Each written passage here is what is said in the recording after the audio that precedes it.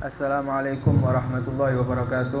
Waalaikumsalam warahmatullahi. Bismillah, alhamdulillah, wassalatu wassalamu ala rasulillah Sayyidina Muhammad ibn Abdillah wa ala alihi wa sahbihi wa man walah. Wa la hawla wa la quwata illa billah. Subhanaka la ilma lana illa ma'allamtana innaka antal alimul karim. Rabbi syrah li sadri wa yassir li amri wahlul 'uqdatam min lisani yafqahu qawli. Amma ba'du, hadirin yang dirahmati oleh Allah Subhanahu wa taala. Alhamdulillah kita bisa dikumpulkan kembali oleh Allah Subhanahu wa taala dalam majelis yang penuh barakah ini dalam rangka untuk menghadiri majelis ta'lim pembelajaran fikih, yang mana fikih tersebut adalah perlu atau kita perlukan supaya kita dapat melakukan ibadah dengan baik dan sesuai dengan syariat baginda Nabi Muhammad sallallahu alaihi wasallam. Nah, alhamdulillah kita sudah masuk kepada tahun baru ya, 1444 Hijriah. Yang mana Allah Subhanahu wa taala masih memberikan kita panjang umur sehingga kita dapat memasuki tahun baru di dalam tahun baru Islam, yang mana Allah Subhanahu wa taala di dalamnya atau ketika kita awal memasuki daripada bulan tahun baru Islam, maka kita akan menemui yang namanya bulan Muharram. Yang mana bulan Muharram ini adalah salah satu daripada bulan yang haram. Ya, min ashhuril hurum, bulan yang diharamkan oleh Allah Subhanahu wa taala. Bulan mulia yang mana kalau kita ibadah di dalamnya, ibadah kita akan dilipat gandakan oleh Allah Ta'ala. Tapi sebaliknya kalau kita maksiat sama Allah Ta'ala, sama, kita juga dilipat gandakan dosanya oleh Allah Subhanahu wa Ta'ala. Karena ini bulan yang mulia, Muharram. Paham ya? Bahkan dikatakan bulan Muharram ini adalah bulan yang paling afdol untuk kita puasai setelah bulan Ramadan. Bulan Ramadan wajib kan? Wajib. Kalau mau puasa sunnah yang paling afdol di bulan apa? Bulan Muharram. Di bulan Muharram. Paham ya? Makanya ini bulan mulia dan kita memperingati hijrahnya Nabi sallallahu alaihi wasallam. Hijrahnya Nabi sallallahu alaihi wasallam. Nabi sallallahu alaihi wasallam hijrah dari kota Makkah menuju kota Madinah sebetulnya bukan pada bulan Muharram. Sebetulnya bukan pada bulan Muharram, tapi pada bulan apa? Ada yang tahu Nabi sallallahu alaihi wasallam hijrah bulan apa? Bulan Rabiul Awal. Bulan Rabiul Awal. Nabi SAW hijrah bulan Rabiul Awal sampai di kota Madinah tanggal berapa? 12 Rabiul Awal. Paham? Masuk kota Madinah Nabi SAW tanggal 12 Rabiul Awal. Cuman pengalenderan Islam itu dimulai dari Muharram. Jadi 2 bulan sebelum Nabi SAW hijrah itu mulai dihitung sudah. Jadi bulan Muharramnya. Tapi Nabi SAW hijrahnya pada bulan Rabiul Awal, bulan Maulud. Paham ya? Bulan Maulud itu Nabi SAW hijrahnya bulan itu, Rabiul Awal. Yang mana Nabi SAW hijrah itu atas perintah dari Allah Subhanahu wa ta'ala. Perintahnya Allah Subhanahu wa ta'ala ditemani oleh Sayyidina Abu Bakar As-Siddiq. Paham? Ditemani oleh Sayyidina Abu Bakar As-Siddiq. Yang mana Sayyidina Abu Bakar As-Siddiq ini adalah salah satu sahabat yang sangat dicintai sama Nabi sallallahu alaihi wasallam. Dikatakan As-Siddiq. Kenapa? Karena beliau selalu mempercayai kenabian dari Nabi Muhammad sallallahu alaihi wasallam. Jadi ceritanya ketika Nabi sallallahu alaihi wasallam sudah selesai melakukan Isra Mi'raj, orang-orang kafir Quraisy tidak ada yang percaya Nabi sallallahu alaihi wasallam sudah melakukan Isra Mi'raj. Isra dari mulai Mekkah ke Baitul Maqdis ditempuh dalam sekian saat, dalam semalam itu. Enggak sampai semalam, beberapa jam aja. Paham? Cuman berapa menit. Paham? Orang-orang kafir Quraisy tidak ada yang percaya. Masa Nabi SAW jalan dari Mekkah ke Baitul Maqdis cuman beberapa menit saja, kemudian naik ke Sidratul Muntaha, turun lagi sampai kota Mekkah lagi beberapa menit saja. Tidak mungkin, kata orang kafir. Tapi Nabi Sayyidina Abu Bakar As-Siddiq orang yang pertama kali mempercayai Nabi Sallallahu Alaihi Wasallam. Akhirnya dilakopi As-Siddiq, yaitu orang yang mempercayai Nabi Sallallahu Alaihi Wasallam. Yang mana kalau ente tahu Sayyidina Abu Bakar As-Siddiq ini dikatakan sama Sayyidina Umar Lailatun, paham? Lailatun min Abi Bakar As-Siddiq khairun min Umar wa ali Umar. Satu malam Sayyidina Abu Bakar As-Siddiq bersama Nabi SAW di Gua Hira, di Gua Hira itu lebih baik daripada Umar dan semua keluarga Umar Ibnul Khattab. Ini adalah makom yang tinggi, fadilah, keutamaan buat Sayyidina Abu Bakar As-Siddiq karena beliaulah yang menemani Nabi SAW. Idhuma fil ghari. Paham? Idhuma fil ghari. Keduanya di dalam apa? Satu gua. Paham? Di dalam satu gua. Paham? Nabi SAW bersama Sayyidina Abu Bakar di dalam satu gua. Idhuma fil ghari idh qala lahu li sahibihi la tahzan. Nabi SAW ngomong sama Sayyidina Abu Bakar As-Siddiq, la tahzan, jangan kamu sedih. Sayyidina Abu Bakar takut ketahuan orang kafir. La tahzan, kata Nabi, jangan kamu sedih. Innallaha ma'ana, Allah Subhanahu wa taala bersama kita. Ini Nabi SAW memberitahu jangan sedih kamu. Yang ketiga di antara kita ini adalah Allah Subhanahu wa taala. La tahzan innallaha ma'ana. Fa'anzalallahu sakinatahu ala qalbi. Kemudian Allah Subhanahu wa taala menurunkan sakinah, ketenangan kepada ala qalbi, hatinya Nabi sallallahu alaihi wasallam. Kemudian ketenangan tersebut yang diturunkan oleh Allah taala kepada hati Nabi sallallahu alaihi wasallam mengalir kepada hatinya Sayyidina Abu Bakar As-Siddiq. Akhirnya mereka tenang. Karena mereka percaya bahwa Allah Subhanahu wa taala yang membantu mereka. Itu sebetulnya panjang cerita daripada hijrahnya Nabi sallallahu alaihi wasallam. Yang penting kita ini yang harus kita lakukan ini adalah semakin tahun harus semakin baik. Kalau kita hari ini lebih baik dari kemarin, berarti kita orang yang hebat, orang yang beruntung. Hari ini lebih baik dari kemarin, beruntung. Kalau hari ini sama seperti hari kemarin, nah ini orang yang merugi kita. Kalau hari ini sama seperti kemarin, tidak ada perkembangan sama sekali, rugi kita. Tapi kalau hari ini lebih jelek dari hari kemarin, celaka. Celaka, menurun berarti kita. Tidak naik tapi menurun, bahaya. Sama kalau seperti itu. Kalau tahun ini kita lebih jelek dari yang kemarin, berarti lebih celaka. Kalau sama, rugi kita. Tapi kalau tahun ini lebih baik, maka kita adalah orang yang beruntung. Makanya berusaha untuk semakin baik terus, hari demi hari. Itu Nabi SAW sangat mencintai orang yang seperti itu. Lahik, terus berkembang dan lain sebagainya. Hari demi hari semakin baik. Ya, sama itu. Kita jadikan momen ini, bulan Muharram ini, kemarin pergantian tahun baru ini adalah kita pasang niat. Supaya tahun ini lebih baik dari tahun kemarin. Supaya kita yang belum zua dikasih jodoh ya. Yang belum zua dikasih jodoh. Niat. Niat apapun, niat supaya lebih baik, supaya lebih semangat ibadah, supaya lebih semangat nuntut ilmu, supaya lebih semangat menyenangkan orang tua, supaya lebih semangat dan lain sebagainya. Niat-niat baik ini pasang semua. Paham ya? Supaya Allah Ta'ala membantu kita di tahun ini. Kalau kita tidak niat percuma. Ente aja tidak ada niatan, apalagi mau melakukan. Biasanya kan orang niat dulu baru melakukan. Kalau tidak ada niatan, gimana mau melakukan? Paham ya? Baik. Melanjutkan pelajaran selanjutnya, kita apa ini? Sekarang as-shaum, puasa. Puasa.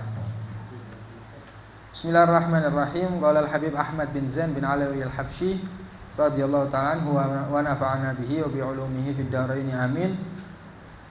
As-shaumu wa amma as-shaumu fa huwa ats-tsalits min arkanil Islam wa huwa imsakun ma'rufun ala wajhin makhsus. Apa itu puasa? Sekarang mau membahas tentang puasa. Yang mana puasa ini adalah rukun Islam yang ketiga. Ya ayyuhalladzina amanu kutiba 'alaikumusiyam kama kutiba 'alal ladzina min qablikum la'allakum tattaqun. Kalau ente puasa, maka kalian sudah melakukan sebuah ketakwaan. Termasuk takwa kepada Allah Subhanahu wa taala. Kita melakukan puasa ini termasuk takwa. Dan puasa ini gunanya banyak ya. Manfaat dari puasa ini sangat banyak. Yang pertama untuk menurunkan hawa nafsu, menekan hawa nafsu, menekan syahwat. Supaya anggota tubuh kita ini tidak bermaksiat sama Allah Subhanahu wa taala. Seperti yang ada di hadis Nabi, ya ma'syarus syabab, man istata'a minkumul ba'ata falyatazawwaj. Fa in lam yastati' fa 'alaihi bis-shaum. Kalau tidak bisa nikah, puasa caranya. Wah, berarti ente harus puasa setiap hari. Yang belum nikah ini harus puasa. Fa 'alaihi bis-shaum fa innahu lahu wija. Karena puasa ini punya obat untuk menekan hawa nafsu, menekan syahwat. Paham? Sangat penting, puasa ini sangat penting. Yang pertama, kalau ente puasa, niatnya untuk apa? Cari ridhonya Allah Subhanahu wa taala dengan melakukan satu kewajiban dari Allah taala, melakukan salah satu rukun Islamnya Allah Subhanahu wa taala. Cari ridhonya Allah Subhanahu wa taala. Paham? Cari pahalanya Allah Subhanahu wa taala. Itu tujuan daripada puasa. Wa amma shaumu wa huwa tsalitsu min arkanil Islam. Apa puasa itu? Lughatan al-imsak, secara bahasa dia itu adalah al-imsak, menahan diri. Menahan. Som itu artinya puasa. Apa puasa? Kalau bahasa Indonesia puasa kan. Kalau secara bahasa Arab itu sendiri ada punya kesamaan kata di dalam bahasa Arab. As-shaum. Kesamaan bahasanya apa? Imsak, menahan diri. Kalau secara syar'annya menurut kacamata syariat apa arti puasa? Al-imsak anil mufattirat. Menahan diri daripada sesuatu yang bisa membatalkan puasa. Min tulu'il fajri ila ghurubis syamsi. Dari mulai terbitnya fajar sampai terbenamnya matahari. Itu waktunya kita puasa. Menahan diri daripada sesuatu yang bisa membatalkan puasa. Nanti dijelaskan apa yang membatalkan puasa ini apa? Nanti dijelaskan. Paham ya? Nanti dijelaskan. Wa minhu an-niyatu likulli yaumin wa tabyituha minal lail. Nah, puasa ini mempunyai dua rukun. Puasa ini mempunyai dua rukun. Rukun yang pertama niat. Kalau ente puasanya tidak pakai niat, ya tidak sah puasanya. Paham? Makanya perlu niat. Setiap ibadah itu perlu niat. Innamal a'malu binniyat. Ente dihitung melakukan ibadah itu karena niat. Ente puasa, nahan diri mulai fajar sampai maghrib. Paham? Kalau ente tidak niat, ibadah bukan. Ente nahan diri daripada sesuatu yang membatalkan puasa, nahan, tidak makan, tidak minum, tidak jima dan lain sebagainya. Dari mulai terbit fajar sampai terbenam matahari, tidak niat. Dinamakan ibadah? Bukan. Nah, yang membedakan dia ibadah dengan bukan ibadah apa? Niat. Kalau ente niat namanya ibadah. Lah ibadah ente ini bisa tertulis, bisa diterima atau bisa dianggap telah melakukan oleh Allah Subhanahu wa taala kalau kita niat. Innamal a'malu binniyat. Nah, kalau niat fardu Ramadan ya atau niat fardu kalau puasanya puasa fardu, gimana caranya niat? Kalau ente puasa Ramadan, maka ente di dalam madhab Syafi'i harus niat setiap hari. Harus niat setiap hari. Karena setiap sehari ibadah, sehari puasa itu beda.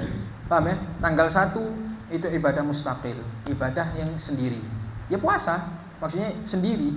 Bukan artinya 1 bulan itu jadi satu kumpul, jadi wungkul gitu seperti itu, enggak. Setiap hari itu ibadah sendiri. Berarti apa? Ente perlu apa? Niat untuk masing-masing hari. Sama seperti sholat misal. Di dalam sehari semalam ada berapa kali sholat? 5. Tapi zuhur sendiri, asar sendiri, maghrib sendiri, isya sendiri. Masa ente dari subuh niat subuh untuk sehari penuh, kemudian zuhurnya, asarnya, maghribnya, isyanya tidak perlu niat? Kan enggak. Sama seperti puasa. Di madhab Syafi'i, madhab kita, setiap hari puasa itu ibadah sendiri-sendiri. Berarti kita harus melakukan niat di setiap hari. Paham ya? Itu kalau madhab kita. Ya berarti kalau lupa gimana ya? Kalau lupa tidak sah, karena tidak niat. Kalau kita tidak niat, tidak sah. Termasuk juga kalau kita lupa untuk niat, berarti tidak sah juga ibadah kita. Sama kayak itu sholat tidak niat, ya tidak sah sholatnya. Kalau lupa niat, ya tidak sah, tetap tidak. Pokoknya selama ente tidak niat, tidak sah puasanya. Paham ya? Nah, kemudian apa solusinya kalau kita mau ibadah Ramadan ini, kalau takutnya pas kita tidak niat itu biar ada yang mengatakan sah gitu loh, masa tidak sah gitu kan? Sudah sia-sia masa sia-sia anak menahan diri dari pagi sampai malam itu sia-sia. Nah, solusinya ada madhabnya Imam Malik. Madhabnya Imam Malik, yaitu dengan cara ente meniatkan puasa di malam pertama, niat puasa sebulan penuh. Niat puasa sebulan penuh. Niat aja, saya niat puasa 1 bulan penuh Ramadan tahun ini, lillahi ta'ala. Selesai. Nah, menurut madhab Imam Malik, 1 bulan ini wongkul, tidak terbagi menjadi hari per hari. Jadi kalau ente niat di 1 bulan ya sudah selesai. Artinya misal besok ente tidak niat, tak apa-apa menurut madhab Malik. Nah, kita cover dengan itu. Kita niat, usahakan niat setiap hari, paham? Tapi kita cover dengan madhabnya Imam Malik. Jadi kalau kita sudah tidak niat atau kelupaan untuk niat pada suatu hari, maka kita masih dianggap sah menurut madhab Imam Malik. Kalau madhab Syafi'i sudah tidak sah.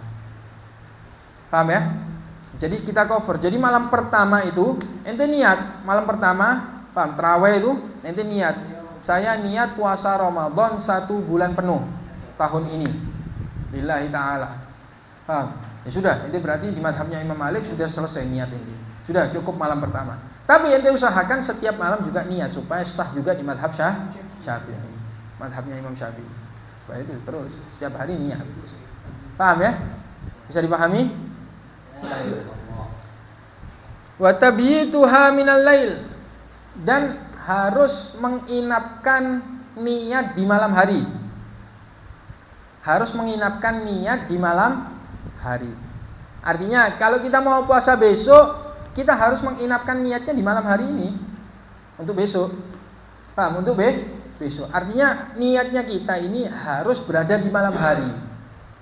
Di malam hari untuk keesokan yang kita puasai, untuk hari besok yang kita puasai, wajib. Malam ini dari kapan malam? Paham? Misal kita mau puasa besok, kapan kita mulai waktu untuk puasa niat? Mulai kapan? Mulai dari tadi terbenam matahari. Mulai terbitnya terbenamnya matahari. Itu sudah masuk waktunya niat. Sampai kapan? Sampai fajar. Kalau sudah fajar muncul, maka sudah tidak bisa lagi. Makanya sudah tidak bisa lagi. Sebetulnya ya, dengarkan. Ibadah itu, niatnya itu tempatnya atau waktunya itu kapan? Kebanyakan ibadah atau hampir semua ibadah itu waktunya niat harus berbarengan dengan pertama kali dia melakukan ibadah tersebut. Ya.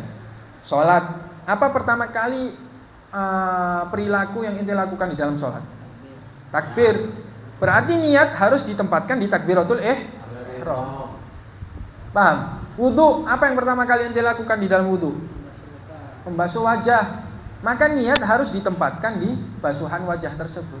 Jadi tempatnya niat adalah ketika kita pertama kali melakukan perbuatan di suatu ibadah. Kecuali apa? Puasa. Puasa ente kapan mulai menahan diri? Perilaku apa yang pertama kali ente lakukan ketika puasa? Yaitu menahan diri. Kapan waktunya menahan diri? Terbit fajar. Nah, kalau ente niat puasanya ente barengkan dengan terbit fajar, tidak sah puasanya.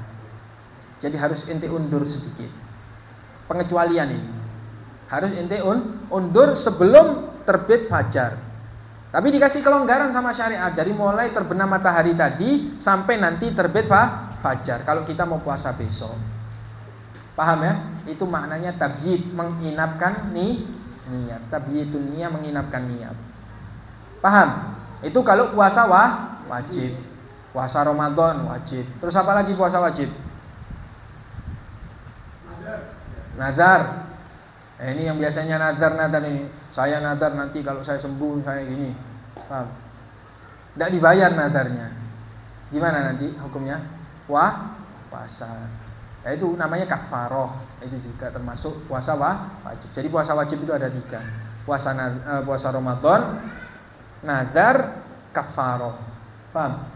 Itu. Ini wajib semua. Berarti harus menginapkan niatnya di malam hari.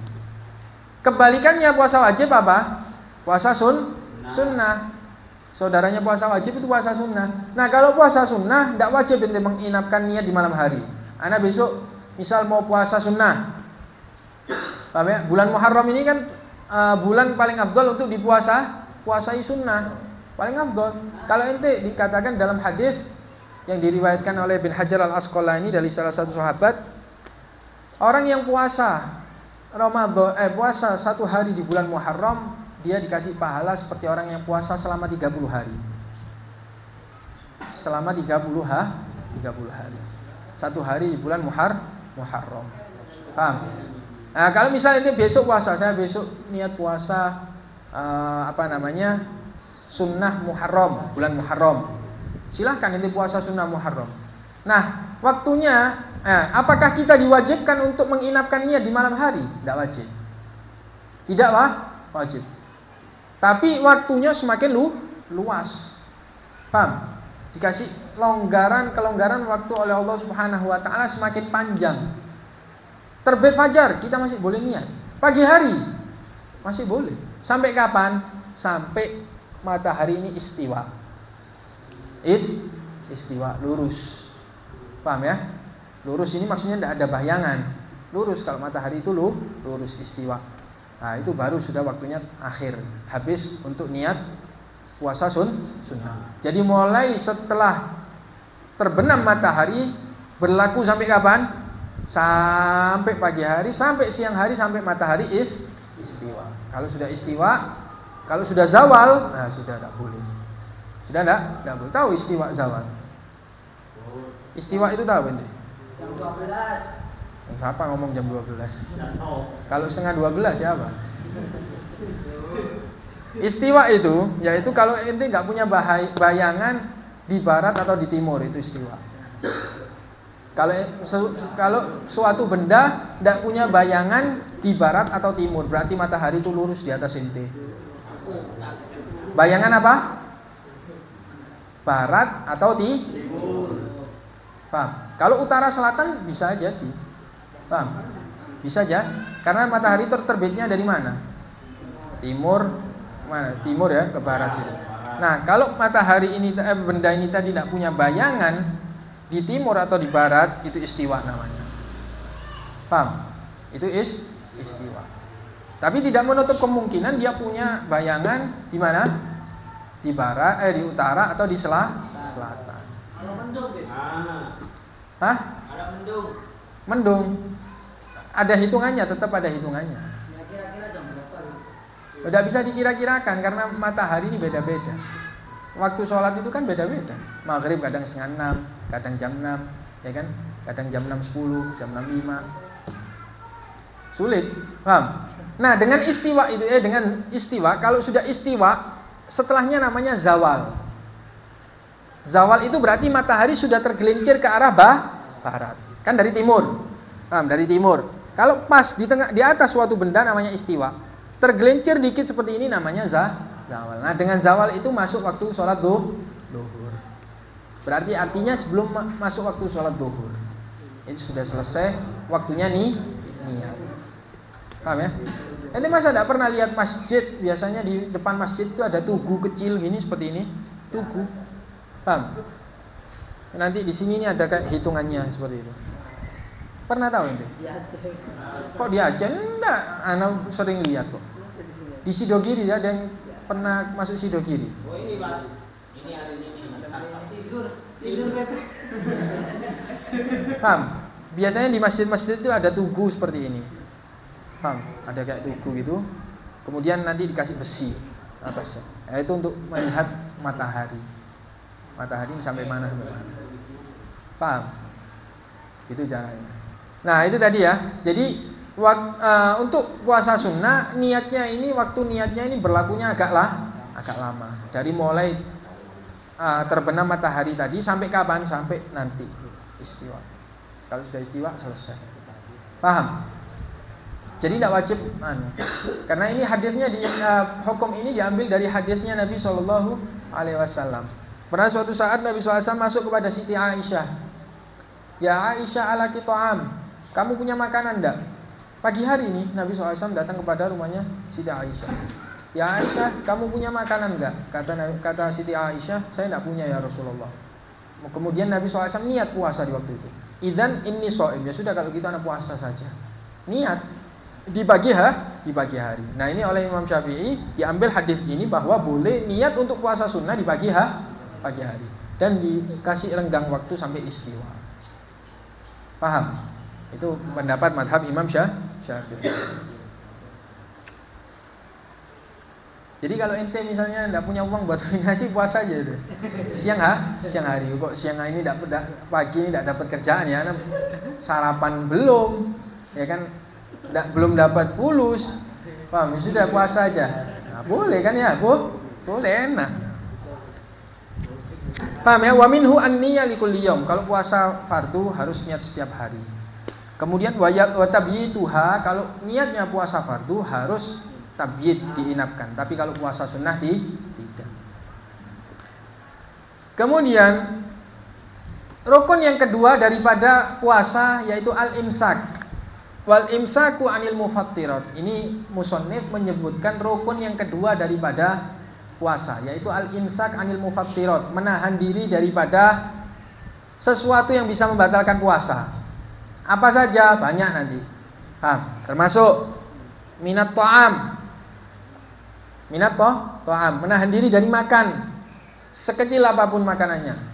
Kalau dia itu makannya ya dengan sengaja.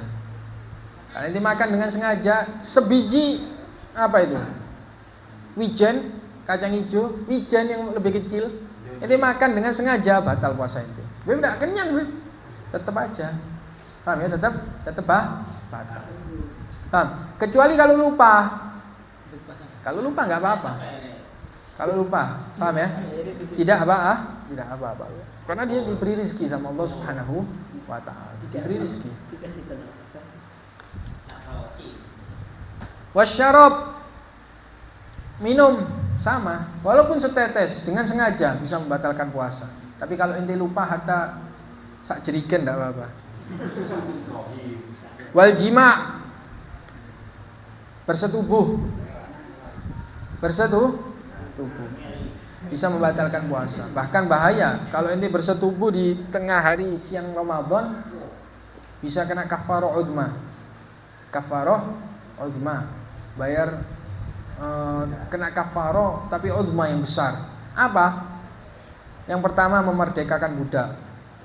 Kalau tidak mampu puasa 2 bulan berturut-turut. Kalau tidak mampu bayar sedekah kepada 60 orang miskin, setiap satu miskin 1 mud. Paham? Bahaya. Paham ya? Jadi jangan enak-enak, hati-hati. Yang punya istri di tengah bulan Ramadan, makanya itu jangan kawin bulan Rejab sama Sya'ban. Kawinnya Rejab sama Sya'ban. Nanti masuk bulan Ramadan kan masih sangar-sangarnya kan ya? Paham? Tengah hari gitu pengen sudah ini. Nah gitu bahaya. Paham? Bahaya. Naudzubillah min. Ada satu orang tanya seorang raja. Dia habis jima di tengah bulan Ramadan, tanya sama seorang mufti. Ya, wahai orang alim, ana tadi jima bulan Ramadan. Paham ya? Jimaknya bulan Ramadan. Raja ini. Ana dendanya apa? Dendanya apa? Katanya si orang alim itu tadi dendanya ente bayar budak. Oh alhamdulillah kata dia. Kata raja ini tadi ana mampu untuk membeli budak, kemudian ana merdekakan budak tersebut. Sampai beberapa hari seperti itu dia. Setiap hari dibatalkan dengan jima. Datang ke orang alim itu terus. Bayar berapa? Bayar merdekakan 1 budak. Merdekakan lagi. Sampai suatu saat orang alim ini tadi jengkel. Ini kok suruh bayar 1 budak, mentang-mentang dia mampu, dia bayar. Dia bayar untuk memerdekakan 1 budak. Akhirnya suatu saat tanya sama orang alim kelanjutannya ini. Ya alim, ana tadi membatalkan puasa ana dengan jima. Apa yang harus ana bayar? Kata si alim itu tadi, berhubung ente kaya dan ente mokong terus-terusan membatalkan jima, mentang-mentang ente bisa mampu untuk memerdekakan budak, paham? Maka sekarang ente ana fatwai untuk puasa 2 bulan berturut-turut. Hukuman ente. Kafarohnya ente, paham? Untuk membayar apa? Untuk puasa 2 bulan berturut-turut. 2 bulan berturut-turut ente. Paham? Ana jamin tidak akan ada yang bisa. Ente 2 bulan berturut-turut. Apalagi sekarang tidak ada budak. Apa yang mau ente merdekakan? Tidak ada lagi kecuali ente bayar Nah, bayar mut apa? Ente bisa puasa masih bisa puasa, bayar puasa ente. 2 bulan. Bolong sehari, ngulang lagi dari awal. Ente misal 10 hari, sudah 10 hari atau jangan 10 hari, 55 hari sudah. 59 hari. Besoknya hari mau ke 60, mau genap 60. Sakit ente tidak bisa puasa, balik lagi dari awal. Balik lagi dari awal, itu kafarah. Makanya bahaya. Paham ya? Ada lagi satu orang alim didatangi orang kaya. Ana jima puasa Ramadan, apa kafarahnya? Paham? Ana jima di tengah hari bulan Ramadan, apa kafarahnya ana? Orang kaya dia sama orang alim ini tadi dibilang ente bayarnya puasa 2 bulan berturut-turut. Waduh, kaget dia. 2 bulan berturut-turut kafarahnya. Ada satu orang miskin. Datang lagi sama si alim itu tadi, ana membatalkan puasa di tengah hari bulan Ramadan dengan jima. Apa bayaran ana? Kafarahnya ana ini apa? Kata orang alim ini tadi, kafarahnya ente memerdekakan budak. Loh, akhirnya bingung orang-orang. Ini yang ini disuruh, yang kaya ini tadi disuruh puasa 2 bulan berturut-turut. Yang ini, yang miskin disuruh bayar budak. Bingung orang-orang. Katanya orang alim ini tadi, ya karena ini dia kaya, nanti kalau merdekakan budak merasa gampang dia. Akhirnya mentang-mentang. Paham? Dan orang kaya biasanya sering kenyang. Ayo coba puasa ente sekarang, pasti kapok ente. Tidak akan mengulangi perbuatan ente lah. Sekarang ini orang miskin dikasih kafaroh apa? Difatwai kafaroh harus puasa 2 bulan berturut-turut karena dia miskin. Sering puasa dia, sering tidak punya makan, sering puasa. Paham? Kalau dia anak kasih hukuman puasa 2 bulan, enak dia. Enteng puasa terus selama 2 bulan, enteng dia. Nah sekarang itu gimana caranya ente untuk memerdekakan budak? Sulit bagi dia. Paham? Itu tadi bahayanya orang jima di tengah bulan Ramadan. Tapi bukan mutlak. Ente wajib kafarah udma, tidak mutlak. Ada 15 syarat. 15 syarat. Kalau ini semua ada 15 syarat ini, maka ente wajib untuk membayar kafarah udma. Kafarah yang besar itu tadi. Tapi kalau ada satu syaratnya yang tidak terpenuhi, maka ente tidak kena kafarah udma. Kemudian itu tadi harus menahan diri dari apa? Makan, minum, jima. Kemudian wal istimna bimubasyarah, onani. Na'udzubillahi min dzalik. Istimna bisa membatalkan puasa. Bimubasyarah yang langsung, artinya langsung ini ente niat untuk mengeluarkan mani ente memang. Paham ya? Dengan secara langsung. Dengan secara langsung entah ente pegang, entah gesek-gesek dan lain sebagainya.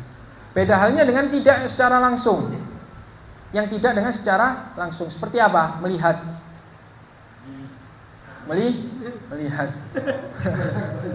Paham ya? Melihat atau memikirkan. Mikir jorok, res. Paham? Kalau sampai keluar gimana? Tidak apa-apa. Artinya tidak batal puasanya. Tapi kalau bimubasyarah, dengan secara langsung, kontak langsung, entah itu tadi digesek-gesekkan atau dipegang dan lain sebagainya, bisa membatalkan puasa. Kenapa ketawa ini? Paham ya? Bisa membatalkan puasa. Yang kelima, ente harus menahan diri dari apa? Wal istiqaati bil ikhtiyar. Memuntahkan dengan sengaja. Kalau ente muntahnya tidak dengan sengaja, tidak apa-apa. Misal ente mual, sakit lambung sampai muntah, gimana? Tidak apa-apa, tidak batal puasa ini. Tapi kalau ente tidur kelelekan laler, ente ogrok supaya keluar, sampai ente muntah, gimana hukumnya? Batal puasanya. Paham ya, Pak? Batal karena ente niat untuk mengeluarkan muntah.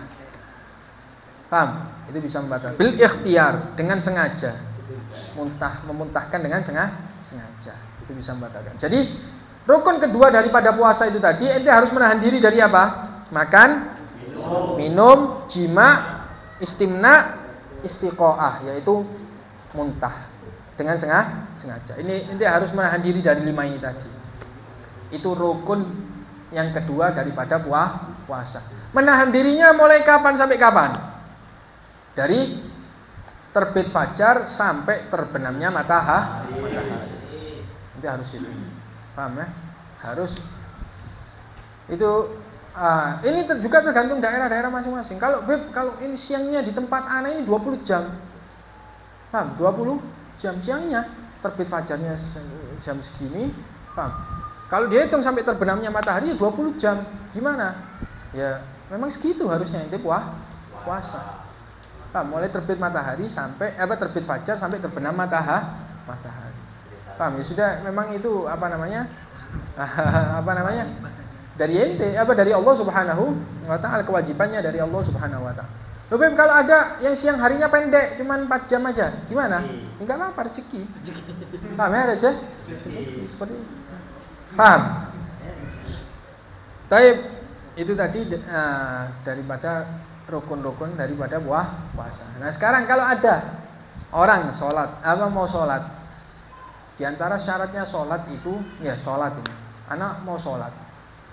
Ada orang mau sholat, tapi dia ada benang yang nyambung ke dalam tubuhnya dan ada benang yang keluar dari mulutnya. Benangnya masuk ke dalam tubuhnya dan menjulur keluar. Gimana dia kalau mau sholat? Bingung. Kalau dia mau sholat, sholatnya tidak sah. Karena apa? Karena dia membawa sesuatu yang nyambung ke sesuatu yang najis. Dalam tubuh ente itu semua najis. Makanya jangan sombong. Paham? Semua najis dalam tubuh ente ini, semua najis. Darah, muntah dan lain sebagainya itu semua najis. Paham? Makanya apa yang perlu disombongkan dari manusia?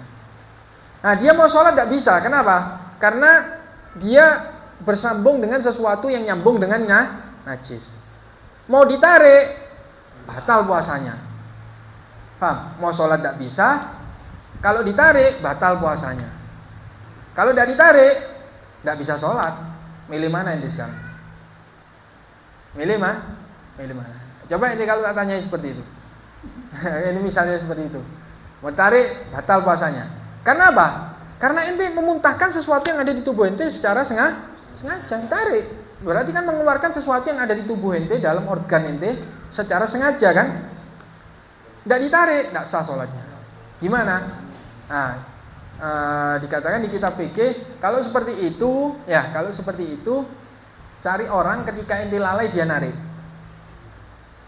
Cari orang ketika ente lalai, maksudnya tidak iling, dia langsung narik sampai ucul. Itu. Kalau tidak bisa seperti itu, maka kewajiban sholat lebih diutamakan daripada puasa. Ditarik atau ditelan. Kalau ditelan puasanya batal, atau ditarik puasanya batal. Dan lebih mementingkan sholat daripada puasa. Ini saking pentingnya sholat. Kalau sama puasa, kalau dia bertabrakan, mana yang dipilih? Sholat harus dilakukan. Paham ya? Sholat lebih harus kedepankan. Percuma kalau orang puasa tidak sholat, tidak ada faedahnya. Puasa tidak sholat, tidak ada faedahnya. Iya tidak? Tidak ada faedahnya puasa tapi tidak sholat. Padahal sholat ini lebih ditekankan oleh syariat daripada puasa. Seperti yang Ana sering buat perbandingan atau percontohan, sama kalau ente buka keran, bawahnya ada ember yang lubang. Paham? Bawahnya ada ember yang lubang, bisa terisi embernya? Tidak bisa. Diumpamakan sholat itu puasa Ramadan ini dengan begitu banyaknya pahala itu dia ibaratkan air yang mengalir ke ember. Allah Subhanahu wa taala dengan ente puasa itu diberi banyak pahala oleh Allah Subhanahu wa taala. Tapi ada lubangnya, yaitu sholat. Pahalanya akan terbuang. Paham ya? Tidak dikasih pahala sama Allah Subhanahu wa taala. Tidak bisa menerima pahala. Nah, ini tadi pembahasan tentang puasa. Insyaallah lanjut minggu depan. Amin. Insyaallah lanjut minggu depan. Mudah-mudahan yang sedikit ini bisa bermanfaat dan mudah-mudahan Allah Subhanahu wa taala memberikan kita kefahaman yang benar. Paham ya? Kefahaman yang benar. Amin ya rabbal alamin. Sallallahu alaihi wasallam Muhammad nabiyyu sallallahu alaihi wasallam.